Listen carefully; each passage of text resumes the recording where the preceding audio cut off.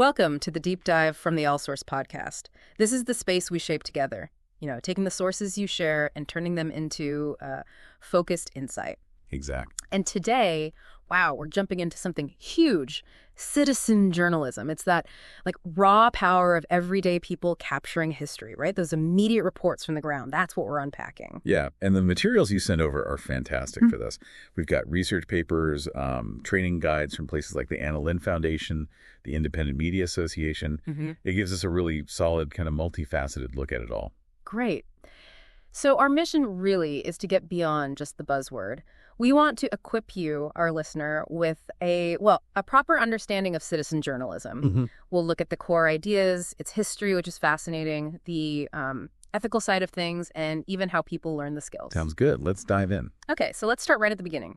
What is citizen journalism, fundamentally? Well, in essence, it's independent individuals, people reporting news, sharing opinions, but they're not tied to traditional newsrooms, No conventional processes, no editorial gatekeepers in the same way. Right. They're actively involved in, gathering info, processing it, researching stuff, reporting, analyzing, and then, crucially, publishing it, often using, internet tech. Okay, so definitely more involved than just, say, sending a letter to the editor. That's clear. Oh, absolutely, yeah.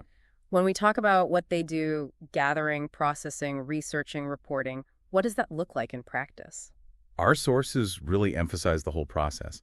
They might be collecting firsthand stories at an event, filtering the massive amount of information that's out there, digging into topics on their own. Investigating. Exactly. Then sharing their reports, maybe through a blog, social media, video, interpreting events from their unique viewpoint, and getting that analysis out there using whatever digital tools they have. Got it. And it seems like there's a whole set of terms that have sprung up around this. Definitely. A big one is immediacy. That's basically the audience using their own tools, smartphones, social media feeds to inform each other directly, like right as things happen. You might hear it called other things too: network journalism, participatory journalism, Web 2.0 journalism, collaborative, even guerrilla journalism sometimes. Wow. Okay. Lots of labels for similar idea of sort of distributed reporting. Pretty much, yeah. It points to this less centralized way news is emerging. What else? What other terms should we know? Well, there's polyphony. It sounds complicated, but it just means the huge variety of stuff, text, pictures, videos, audio that non-professionals create and put out there. Like everyday social media posts, blog articles, reviews. Exactly. Comments, ratings. All that adds to this many-voiced information environment. It's not just the official sources talking anymore. Interesting, like a big, sometimes messy chorus of voices. I also saw something about community-owned media. Yeah, community media. That's specifically about media outlets, maybe a local radio station or website, that are actually owned and controlled by the community they serve. Big focus on participation, openness, letting non-pros make their own media. Okay.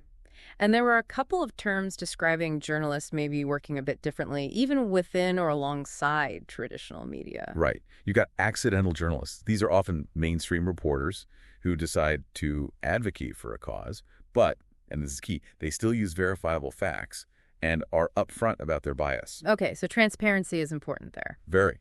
And related to that is the idea of citizen advocacy journalists, who might not be traditional journalists at all, but are using journalistic techniques to push for change. It's really interesting how these different roles are developing. One of the training toolkits actually mentioned an exercise, the ABC of citizen journalism. Yes. That one uses keywords and definitions. It's designed to get people talking, working together to understand the basic terms, building that shared vocabulary we were just discussing. It underlines why knowing the language matters. Makes sense. So we have a better picture now of what it is, but like you said, it hasn't always been this prominent. When did citizen journalism really start picking up steam? The citizen journalism historical debate material points to some key moments. A lot of people see the fall of the Twin Towers in 2001 as, a real turning point. Maybe the rise of modern citizen journalism. How so? Because major news outlets actively started looking for material from eyewitnesses. They needed those authentic, on-the-ground perspectives. And the sheer volume, think about it, maybe 100 cameras caught Flight 175. Thousands filmed the towers falling. Hundreds of thousands recorded the aftermath. Wow, just the scale of it. Exactly. It just fundamentally shifted who could contribute to the narrative of a massive global event. That immediate multi-angled documentation is powerful. What happened next? A few years later, the Boxing Day tsunami in 2004. That was another huge moment. For the first, 24 hours, almost all the coverage came from ordinary people. Not really. All of it. Virtually all the reported coverage, yeah. And bloggers were actually setting up websites, gathering info to help with humanitarian aid. It was a big wake-up call for traditional media about the value of citizen input in a crisis. So the professionals started really seeing citizens as vital sources, not just bystanders. Definitely. And then you have the Mumbai attacks in 2008. That showed the speed. People were reporting updates on Twitter, posting photos on Flickr, often before the mainstream news caught up. I remember the hashtag Mumbai hashtag being everywhere. Right. It became this hub for first-hand accounts. Blogs popped up like Mumbai Help, just aggregating information from citizens to help people find loved ones or get assistance. It showed how fast information could spread and, crucially, be organized grassroots style. Incredible coordination, really, using those tools. And then, of course, the Arab Spring. Yeah, the Arab Spring starting around 2010 is maybe one of the most cited examples of citizen journalism's impact on global politics. How did it play out there? Social media was absolutely central. Citizen journalists documented everything. The protests, the repression-sharing scenes that traditional media might not have had access to or couldn't show. Providing that unfiltered view. Exactly. And online networks were vital for organizing activists, especially places like Egypt. It became a tool for free speech, for civic action. There's even a film, Peter Snowden's The Uprising, made entirely from phone footage shot by citizens. It's just incredible. It really shows how these individual acts of recording and sharing built up into something massive. Absolutely. These moments show citizen journalism boosting transparency, demanding accountability, and really empowering people to participate, Yeah, it's undeniable. Okay, so shifting gears a bit. With all this potential power comes responsibility, right? What about the ethical side? Our sources mention ethics specifically. They do, and it's crucial. The same tools that allow for powerful citizen reporting can also spread harmful information. The ABC, a citizen journalism source, actually defines a few key types of problematic info. Like misinformation. Right. Misinformation is false information, but shared without, malicious intent. Someone just got it wrong and passed it on. Okay, an honest mistake, maybe. Then there's disinformation.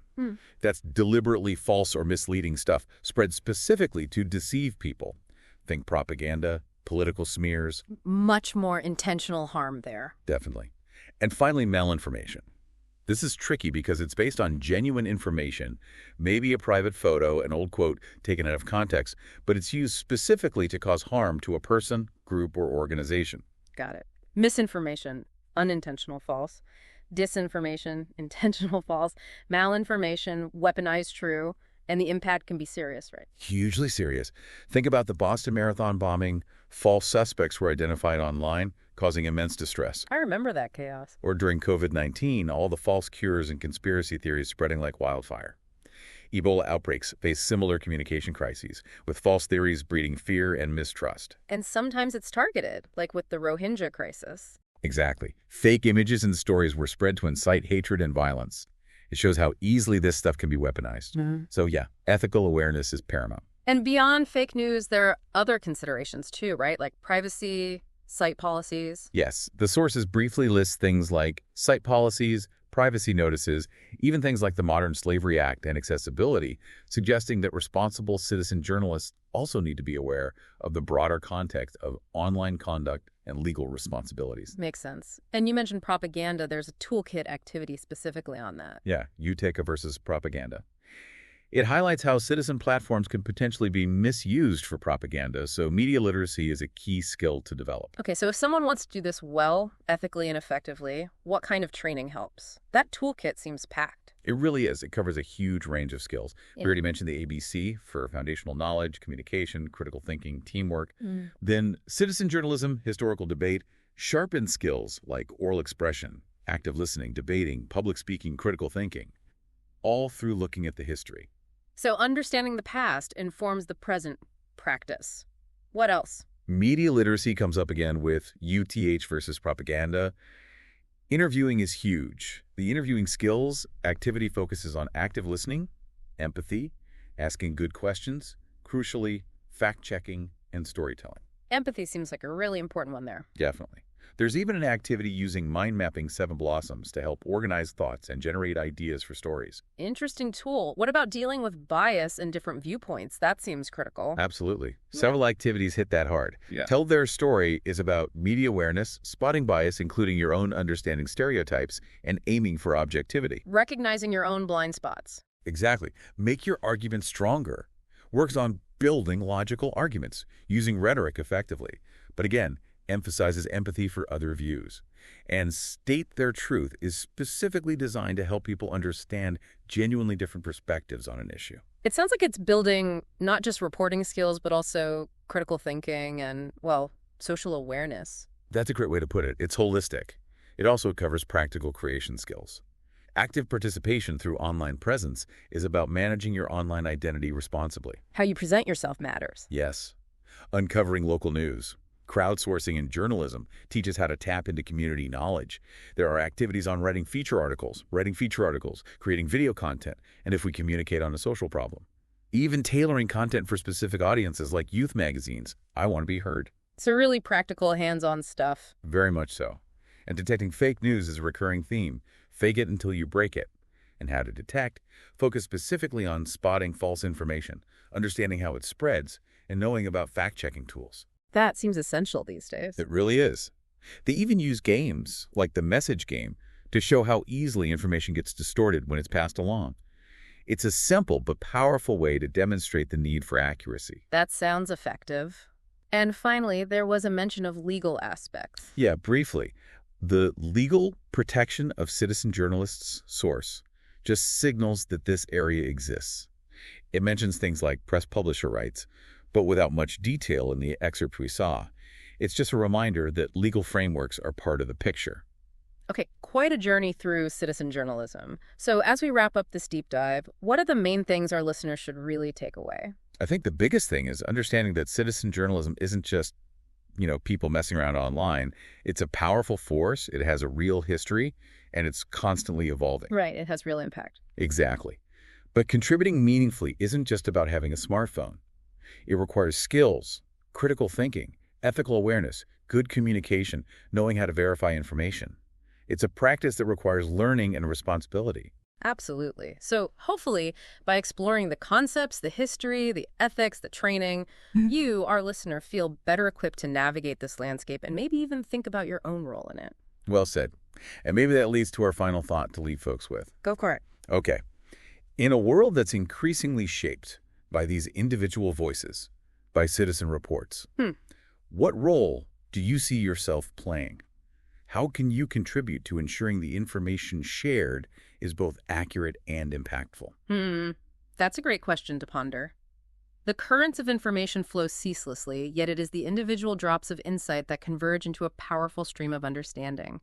If this deep dive into citizen journalism has sparked a ripple of curiosity within you, we invite you to add your voice to the vital chorus shaping our world's narrative. Nicely put. Head over to the All Sorts podcast on YouTube, really, check it out. There's a universe of captivating conversations waiting.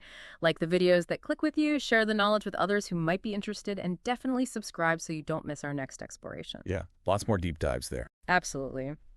Delve into our archives. Each podcast is a unique journey. And for more immediate interaction, find us on X, Instagram, and Threads. Your thoughts, your feedback, they really do weave a richer discussion for everyone. We love hearing from you. We do. Join the All Sorts podcast community. Keep that curiosity going.